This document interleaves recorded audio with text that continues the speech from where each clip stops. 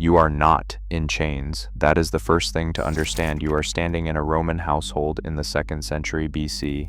You have a name your master gave you, a small fund you have been saving for 3 years, and a clear understanding of what happens to people who step outside the system you are living inside.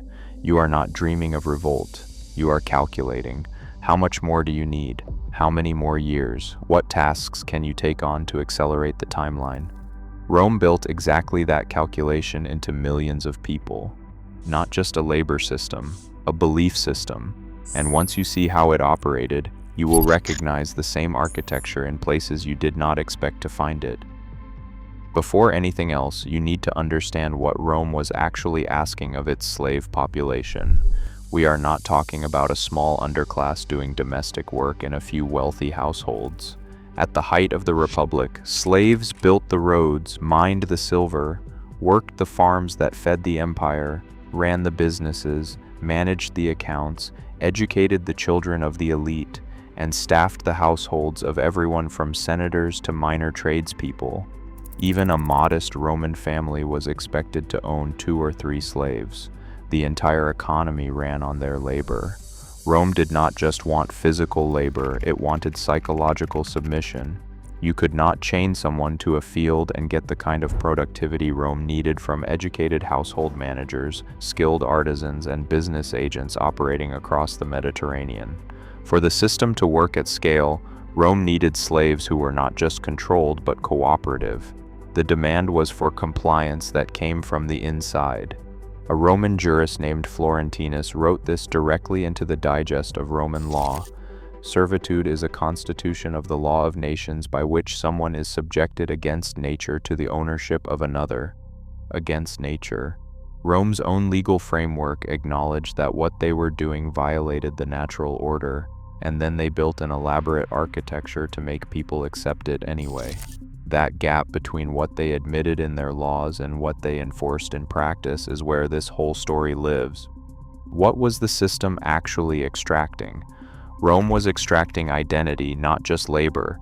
When you enslave someone under the Roman model, you do not just take their time and their body, you take everything that gives them standing in the world. Orlando Patterson, a scholar whose work on slavery spans multiple societies, called this social death. Roman law did not recognize slave marriages. Children born to enslaved mothers were the legal property of the mother's master. You lost your name, replaced with whatever your owner chose to call you. You lost your ancestry, your community, every social connection that would otherwise give you support, loyalty, or a reason to act collectively. You became entirely dependent on your master for any sense of who you were. Think about what that list actually means when you experience it all at once. Your name is not just what people call you, it is the first signal to everyone around you of who your people are, where you come from, what obligations others owe you and you owe them. Strip that and you strip the first layer of social legibility. Your ancestry is not just history. In a world without institutions to protect you, your family line is your insurance. It is who shows up when something goes wrong. It is the network of reciprocal obligation that makes you a person other people have reason to protect. Strip that and you are not just alone. You are exposed in a way that most people in the modern world have never experienced and cannot fully picture. Your community is not just people you know. It is the context inside which your actions have meaning, inside which your reputation accumulates, inside which you are somebody. Strip that too, and you are left with nothing to build on and no one who knew you before. Rome stripped all 3 at the same time. That simultaneity is important. Lose one and you can lean on the others. Lose all 3 together and there is nothing left to orient around except the household you now belong to. That is not an accident of how slavery worked, it is the design. A person with intact ancestry, community, and name has resources Rome cannot fully control. A person with none of those things has only one available source of identity, their relationship to their master. And a person whose only source of identity is their master's approval will do almost anything to keep it. There is something else the social death accomplished that rarely gets named directly. It made solidarity nearly impossible. To organize with someone, you need a reason to trust them that exists outside the system you are both trying to escape. shared ancestry, shared community, a history together that predates your current situation. Rome's stripping process eliminated exactly those foundations. The person sleeping 2 feet from you might have came from a civilization on the other side of the Mediterranean, speaking a different language, carrying different gods, with no prior bond to you of any kind. You are both enslaved, that is the only thing you have in common. And shared suffering, it turns out, is not enough. People need a reason to trust before they risk their lives. Rome made sure that reason was very hard to find. That dependency was the point. A person with no past, no community, and no legal identity outside the household that owns them has only one direction to move, toward their master's approval. The deeper the social death went, the more the enslaved person had to invest in the system that was destroying them, because that system was also the only thing that could, eventually, restore them. Rome had a mechanism called the peculium. Your master grants you a personal fund, a small amount of money or property you can accumulate, manage, and grow. It sounds almost reasonable until you understand what it actually is. The peculium is legally your master's property the entire time. At any moment, for any reason, it can be revoked, but in practice, the arrangement is generally honored. And the most important thing you can do with a peculium is save enough to buy your own freedom. Think about what that does to you. You are enslaved with no legal rights and no family that the law recognizes. And then your master says, work hard, stay loyal, accumulate this fund, and one day you can buy your way out. Your entire mental and emotional energy reorganizes. You are not thinking about escape. You are not thinking about revolt. You are calculating, how much have you saved? What extra tasks can you take on? How do you stay in favor so that the arrangement is not revoked? Every morning you wake up and make the same choice, not because someone is forcing you, but because the math still works in your favor. The system does not need the whip for you. You have given it something more reliable than fear. You have given it hope. Some historians have described the peculium as a machine designed by the hard and cynical legal minds of Rome. The prospect of liberty was, in that framing, one of the strongest incentives available to the system. Your master understood that too. He was not being generous, he was being efficient.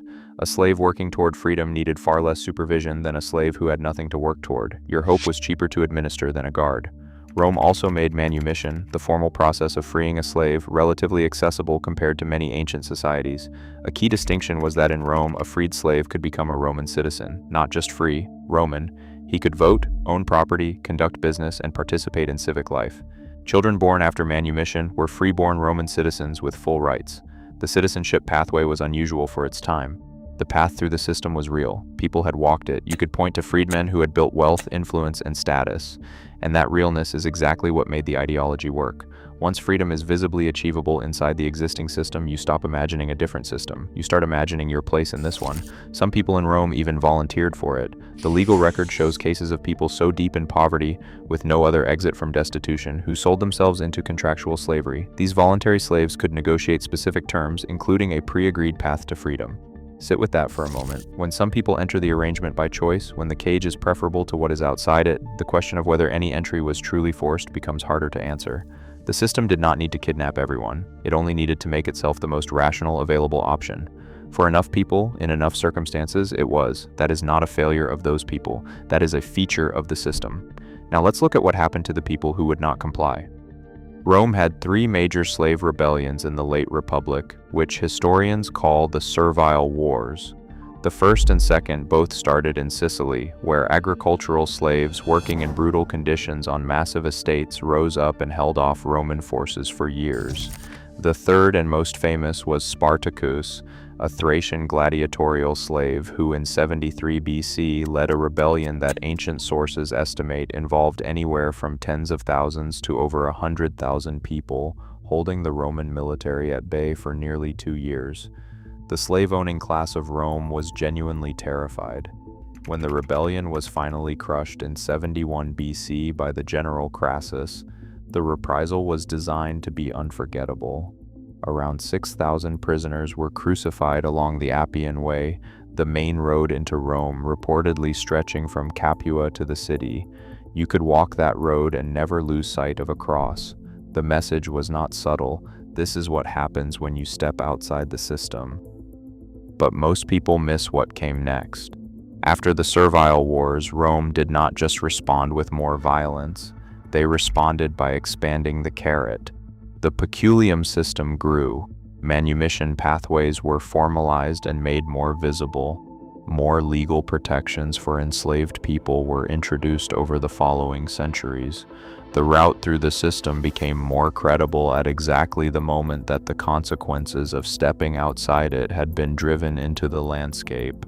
Large-scale slave revolts largely stopped after Spartacus. Individual escape attempts continued, and Rome built what amounted to a professional slave-catching industry to handle them. But organized mass rebellion, the ideology had caught up with the violence. Most enslaved people were not dreaming of burning the system down.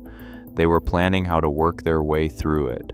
The planning itself became a form of loyalty. When you spend years mapping the fastest route to your freedom inside a system, you develop a stake in that system's stability. A peculium means nothing if the household collapses. Your path to manumission means nothing if your master dies in debt and his assets get liquidated. The calculation that was supposed to give you an exit quietly made you a defender of the structure you were trying to escape. You needed Rome to keep working. You needed the hierarchy to hold. Your survival and your freedom were both tied to the continued functioning of the thing that owned you. That is not an accident, it is not a side effect. Rome had been running long enough to understand that the most reliable slave was one who had something to protect, not just something to fear. Any system sophisticated enough to offer a pathway out creates, in the process of offering it, a population of people who cannot afford for the pathway to close. The offer transforms potential opponents into invested participants.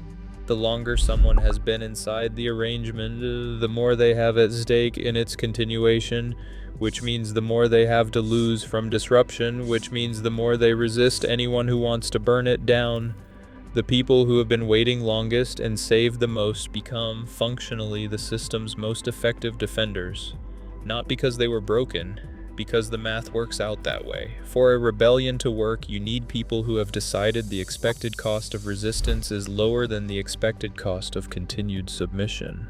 The peculium splits that calculation apart. The man who arrived 5 years ago and has nothing saved looks at revolt differently than the man who arrived 15 years ago and has a third of his freedom price in a clay pot under his sleeping mat.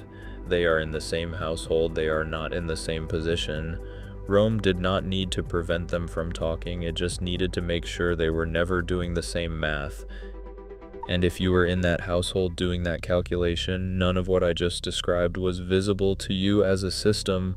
It was just your life, your plan, the thing you were working toward, the fact that the plan had been designed by someone else before you arrived for reasons that had nothing to do with your freedom. That part was not written on anything you could read. What exactly were they told? It started with Aristotle, who gave Rome and every slave society after it its most useful philosophical gift. He called it natural slavery. Some people, Aristotle argued, are by nature suited to obey. They lack the capacity for full autonomous rational thought. They function best as extensions of someone else's will. He described them as tools that happen to breathe. Rome absorbed this framework. Roman agricultural writers divided farm equipment into 3 categories: mute tools like plows and shovels, semi-vocal tools like cattle, and vocal tools. The vocal tools were the slaves. Once you classify a human being as a talking implement, you are not committing an injustice, you are just using your equipment correctly. What that framework did, and this is the part that is easy to miss, is remove the question. Before Aristotle, you could still ask, is this arrangement just? Is what we are doing to these people wrong? The question was available. Natural slavery closed it. If the hierarchy is written into the nature of things, then asking whether it is just is like asking whether gravity is fair. The question becomes incoherent. And a system that has made its central question incoherent does not need to answer it. It just needs to keep producing people who never think to ask. That is what the philosophical layer was actually doing, not convincing people, preventing the question from forming in the first place. If you were enslaved inside that framework and you absorbed it, and you would absorb it because it was in the air, in the laws, in every interaction with every person who had power over you. Then your suffering did not point outward toward an unjust system. It pointed inward toward your own nature. You were not a person being wronged. You were a tool being used correctly, and a tool that resists its function is not making a moral stand, it is just malfunctioning. That reframe is not subtle, it is total. It takes the energy that might otherwise build toward resistance and redirects it into shame, and shame is a more efficient control mechanism than fear. Fear requires a credible threat close enough to feel real. It has to be maintained, renewed, and kept visible. Shame requires nothing after the initial installation. It runs on its own. The person who has absorbed the natural slavery framework does not need a guard standing over them. They have already decided, somewhere beneath conscious thought, that their situation reflects something true about who they are. They are not being held down. They are occupying their correct position. The system does not appear to them as a system at all. It appears as reality, and you cannot revolt against reality. You can only try to make peace with it. Florentinus wrote that slavery was against nature. Then he wrote the laws enforcing it anyway. That gap between what people know to be true and what systems make them accept is not a Roman problem.